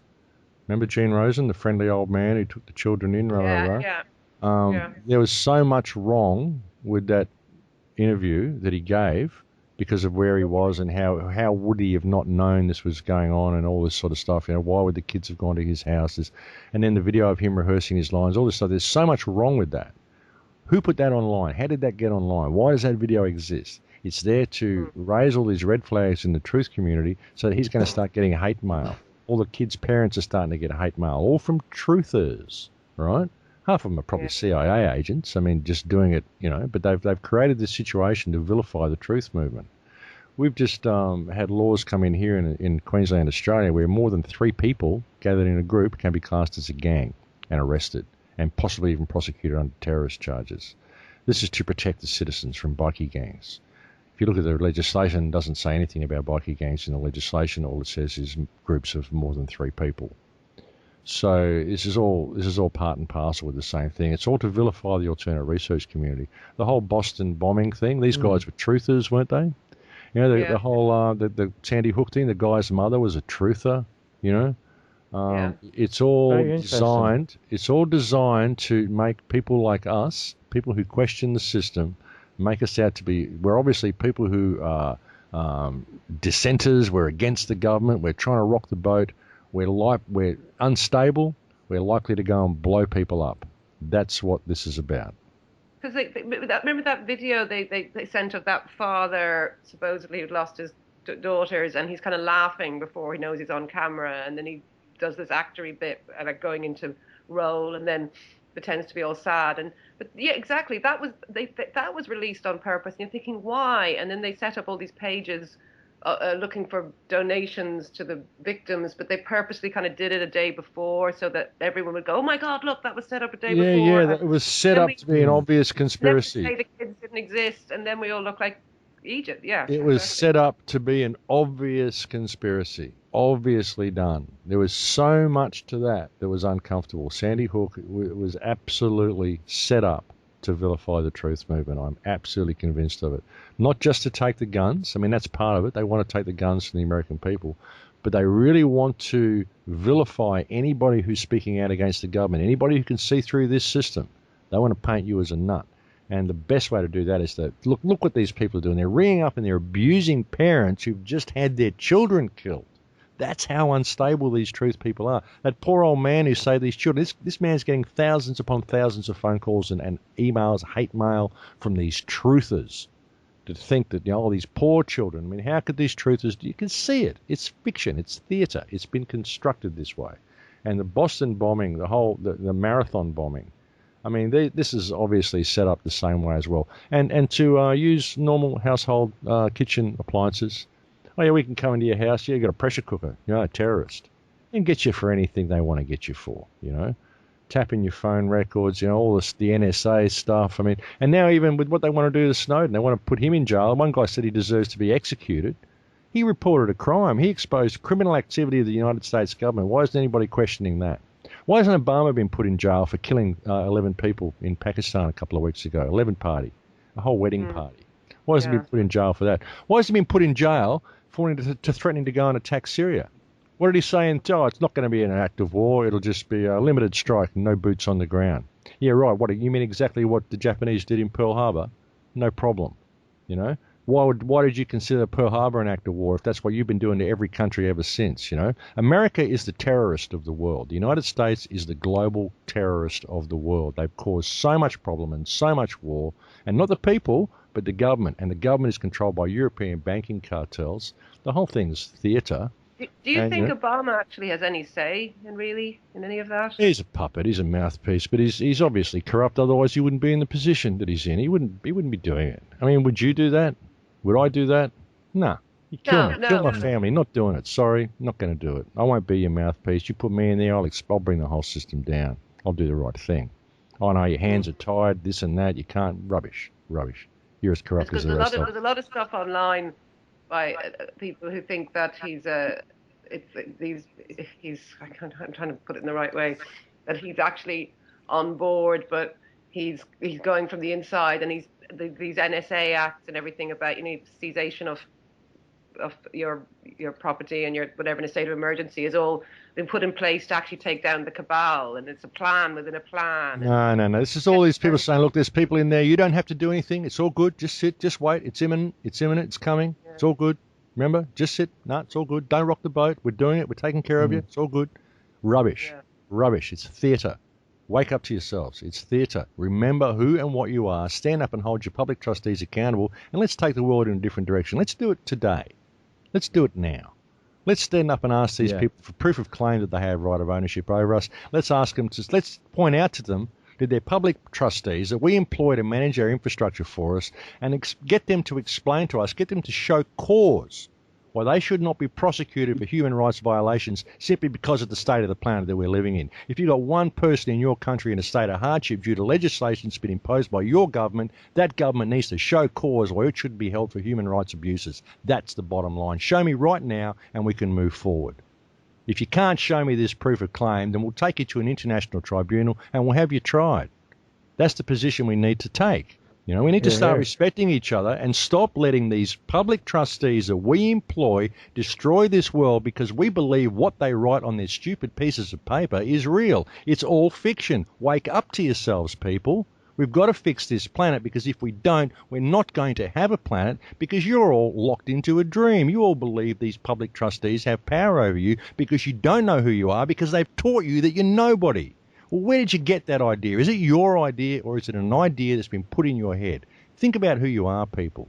Now, we've got a real opportunity for some change here, but it needs audience participation. Wake up to yourselves. I mean, I've been coming on air and I've been speaking calmly and politely to you for the last 7 years.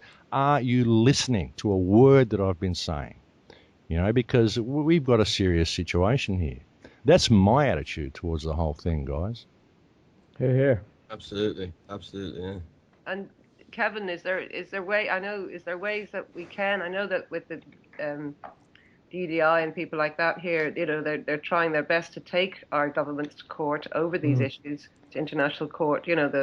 Under the Odious Debt Act and all that in the UN. But is the amount of kind of legal obstacles that have been put in their way, and never mind the media coming on, kind of trying to vilify anyone who does that. But I think with DDI, they're using the political model as it is, and that's fine to do it that way. But I think from what Max is saying, it's not about legal cases or anything like that. It's just as an individual thing about understanding your essence, who you are as an individual, and living from that essence. And when you do that, that's the most powerful you can be.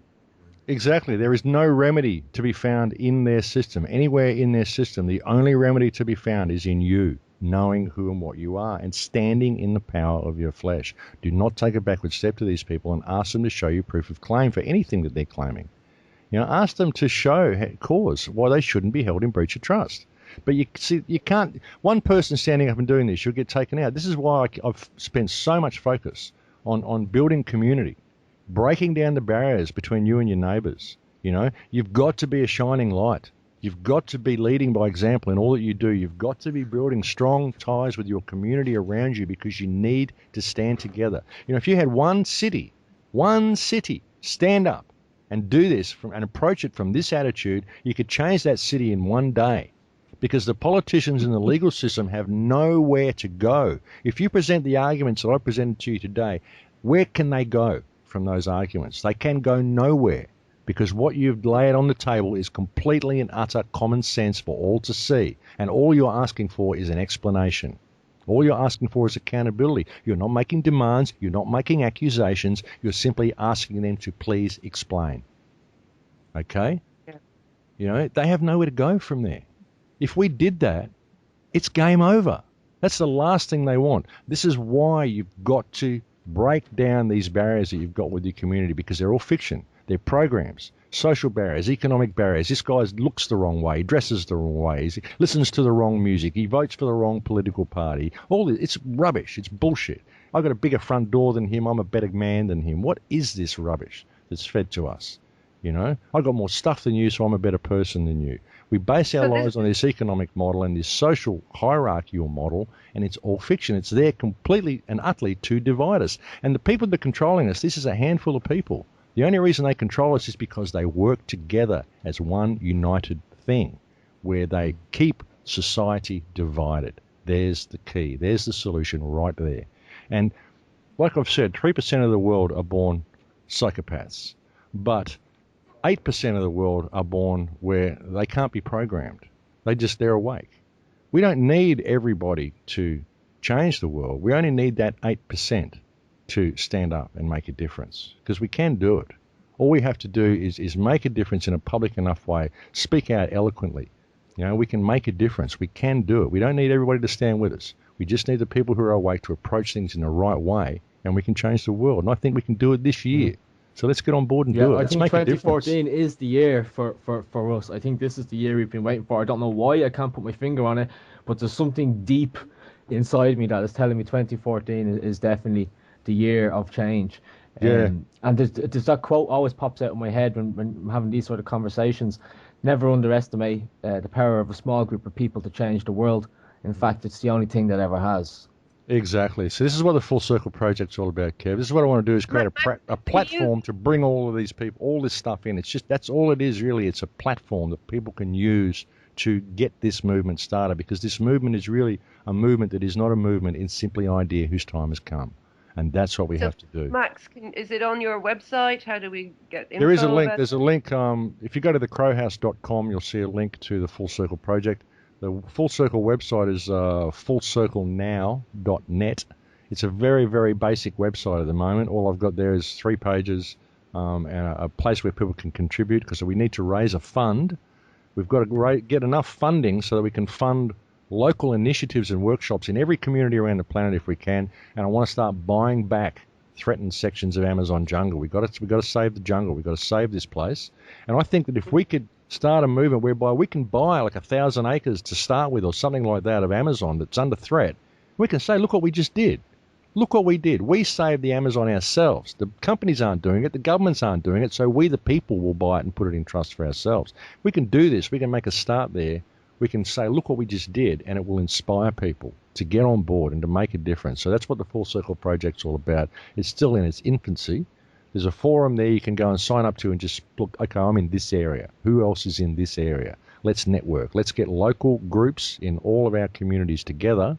And let's start getting to know each other and creating discussion groups, because I want to launch this project officially, hopefully within the next 3 or 4 months, and see where we can take it. Create a platform that everybody can use as a communication area, and where we can start workshops and start shifting the paradigm in every community around this planet. And I don't have all the ideas. I need ideas and input from everybody, because every community has got something that will unite it. Every community has got something in common. And you know what that is. It's your community. I don't live there. I don't know what it is. I don't know what might unite the people. Might be something, anything, like a car boot swap. I mean, a garden cooperative. Might be a sewing group. I don't know, whatever it is that's going to break down these barriers and get you talking to your neighbours. We've got to start talking to the people in our communities. We've started on a Monday now a whole permaculture garden about, all this as well. And I know Kevin and me were actually chatting last night on our own, about actually trying to, buy some land here and start. Well, yeah, it's crucial that communities. It's crucial that we have the power of community. It's crucial that we have some unity in our community, so that we've got the strength to simply stand up and ask for some accountability. Because you can't do it on your own. You'll get chewed up and spat out. The media will vilify you. All this sort of stuff. But if you've got a whole city stand up and do it, a whole town. Well, you're going to start creating ripples and start creating waves that way. That's what we have to do. It's got to start at the ground, and it's got to be from the empowerment of the individual, because that's where the solution lies. I can't save you. Only you can save you. But if you don't know who you are, well, you haven't got a hope in hell. Yeah. Well, this talk has been very, very inspiring, and a lot of it is stuff we kind of knew bits of and felt, but just the energy, and you've been doing this for so long, and it's so kind of, it flows through you, and it certainly sets me on fire. I don't know about anyone else listening here. And no, I have to say it's been very inspiring listening to you tonight. Get it, done. So definitely. I think we will. This is the year we'll do it, darling. This is the year we're going to make a difference. I got on the side on the homepage. I said this year the gloves come off, and it's true. They do. We need to keep the momentum going. Sorry? Absolutely. We need to keep the momentum going, while it's here. Oh, absolutely. It's not even a momentum. I think it's kind of a beautiful bomb waiting to explode in beautiful slow motion, It's not even a destructive bomb, but a sort of a rainbow bomb just about to burst. I like to think of it as a wave, and all we have to do is sit back and ride it. Yeah. That's a beautiful way of saying it. Yeah, surf the crest of the wave. Yeah, you got to get out there and paddle, though, brother. You got to be participating. You want to catch the wave, not get drowned by it. Anyone who's surfed knows that sometimes paddling out there is the hardest bit when the current's coming at you to get that bloody wave. That's exactly right. Yeah. But listen, we're kind of running out of time, but it's time. I think probably time to wrap up. But this has really been an amazing show, and we're on fire here. And Max, really, really thank you so much for coming, and we'd love to have you back again soon. And we're going to all go and look on your websites now and look at this project, and I'm sure we'll be doing what we can here on our side to contribute to that, and definitely that, everyone getting together, even €5 from a couple of thousand people around the planet could buy a huge stretch of rainforest back, never mind what we can do in our own communities, so. Yeah, well, that'd be great. We need to do that because there's a lot of it that's endangered, and but we also need to be able to fund projects. You've got to be able to have workshops and stuff there, and you can't obviously afford that. So we need to be able to create an umbrella organisation that can fund these initiatives everywhere for people. It's about putting it back to the community. It's all been done through a not-for-profit foundation. Yeah, I have a lovely friend in Kevin knows in Australia. But FullCircleNow.net, it's a very, very basic website at the moment. I'm actually looking for a webmaster to come and actually build a really nice website because it needs a good site. It's very, very basic. I've kind of thrown it together myself, and so I apologise for that. But there is a forum there you can go and sign up to and hopefully start networking in your community. And it's, like I said, it's in its infancy. It's just the preliminary stages. I hope to launch the project around about March or April, I hope. But I'm incredibly busy from between now and then, so we'll just see how I go with it.